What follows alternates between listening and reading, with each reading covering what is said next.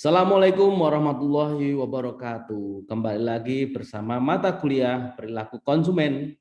Dan kali ini pada pertemuan ketujuh dengan bahasan kita kelompok. Artinya bagaimana suatu kelompok berpengaruh pada pembelian. Oke. Nah, capaian pembelajaran kita ada 4. Yang pertama, mengetahui apa itu kelompok acuan atau dalam bahasa Inggrisnya namanya preference group ya. Kemudian mengetahui tentang bentuk pengaruh kelompok. Kemudian yang ketiga, mengetahui contoh pengaruh kelompok pada pemasaran. Dan yang keempat, bisa memberikan contoh pengaruh kelompok dalam pemasaran. Nah, seperti yang saya tulis ini, apa kelompok acuan itu atau preference group? Preference group yaitu kumpulan orang yang dianggap sebagai dasar pertimbangan untuk bertindak membeli atau tidak membeli suatu produk atau jasa. Misalkan kelompok sepeda, kalian punya kelompok yang suka bersepedaan, tentunya akan mempengaruhi kalian memberi merek pada sepeda tertentu. Ya. Kemudian kelompok arisan, contohnya misalkan ya akan memberikan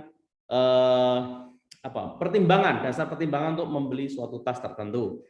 Kelompok kerja akan memberikan pertimbangan untuk membeli atau tidak membeli suatu produk, misalkan di sini pakaian tertentu. Kelompok wali murid misalkan, wali murid orang tua misalkan ya, akan menjadikan dasar pertimbangan untuk kalian bertindak untuk membeli atau tidak membeli suatu produk, misalkan mainan atau pendidikan anak.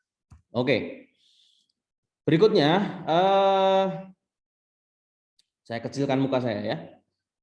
Bentuk pengaruh kelompok acuan. Ya, ada setidaknya 3 bentuk pengaruh dalam pengambilan keputusan pembelian yang dipengaruhi oleh kelompok acuan atau preference group. Yang pertama adalah secara normatif.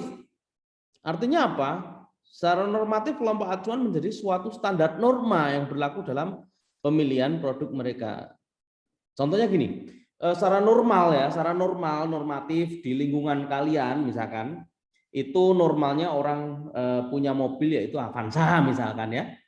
Normalnya orang di sekitar Anda, di kelompok Anda, kalau beli HP misalkan normalnya Samsung misalkan. Nah itu secara normatif. Sehingga ketika kita memilih suatu produk, ketika kita menganut pendapat kelompok secara normatif, ya kita akan membeli produk merek tertentu yang sesuai dengan standar dari kelompok itu. Kemudian kelompok acuan juga memiliki pengaruh dalam bentuk ekspresi nilai ya. Kelompok acuan memberikan ekspresi nilai terhadap suatu merek atau produk. Misalkan dalam satu kelompok kita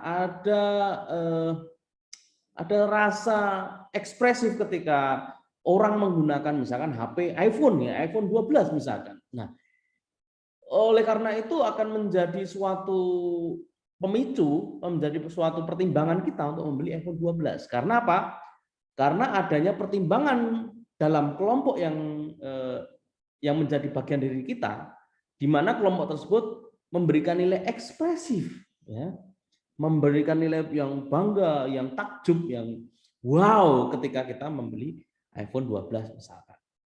Sehingga kita membeli iPhone 12 karena pengaruh dari kelompok acuan yang dalam sisi ekspresi nilai. Kelompok acuan juga menjadi pengaruh dalam bentuk informatif. Ya, ketika kita mencari informasi, ketika kita datang ke kelompok kita, atau nggak usah datang ya, ketika kita diskusi di kelompok kita, mereka akan menjadi sumber informasi suatu produk. Misalkan saya mau membeli handphone, misalkan, kita akan tanya-tanya dan dia akan memberikan informasi yang sesuai dengan mereka ketahui tentunya, dan itu akan menjadi pengaruh bagi kita dalam membeli atau mengkonsumsi suatu barang atau merek tertentu. Contoh ya, seorang PNS mencari mobil lalu mempertimbangkan kelompoknya ya. Secara normatif di dalam lingkungan kerja, dalam kelompok kerja, kelompok acuan yang di sini saya contohkan kelompok kerja ya. Secara normatif kelompok tersebut menjadi standar norma di mana jika membeli mobil sesuai dengan kebutuhan. Dalam hal ini saya contohkan adalah Avanza, ya. Secara normatif kelompok tersebut menjadi acuan kita untuk membeli Avanza. Tetapi secara fungsi ekspresi nilai di kelompok kerja tersebut pasti akan lebih mengekspresi anggota kelompok yang mereka membeli mobil yang mahal, misalkan Wrangler Jeep misalkan. Nah, ini secara ekspresif, sehingga kalau kita terpengaruh dengan kelompok acuan dengan nilai ekspresi mereka yang mereka mengekspresi, bukan terhadap normatif lagi, tapi mengekspresi ketika kita membeli mobil yang mewah. Atau sebagai informatif, ketika di lingkungan kita, di kelompok kerja kita, mereka memberikan informasi ketika kita tanya mobil apa yang kira-kira sedang bagus, mobil apa yang sedang happening misalkan, ya. Dan mereka menceritakan mobil misalkan Wuling Almas. Nah, akhirnya kita menjadikan dasar pengaruh, kita terpengaruh dengan kelompok acuan, yaitu dengan fungsi mereka sebagai informatif. Ya, cukup jelas ya. Artinya kelompok acuan ini bisa memberikan pengaruh kepada kita dalam membeli sesuatu barang merek tertentu dalam 3 hal. Yang pertama dalam normatif. Kalau normatif ya mereka itu normalnya, secara normal mereka membeli apa sih? Ya udah kita ikut membeli itu. Atau ekspresi nilai. Secara ekspresi mereka memberikan ekspresi yang wow itu ketika membeli apa.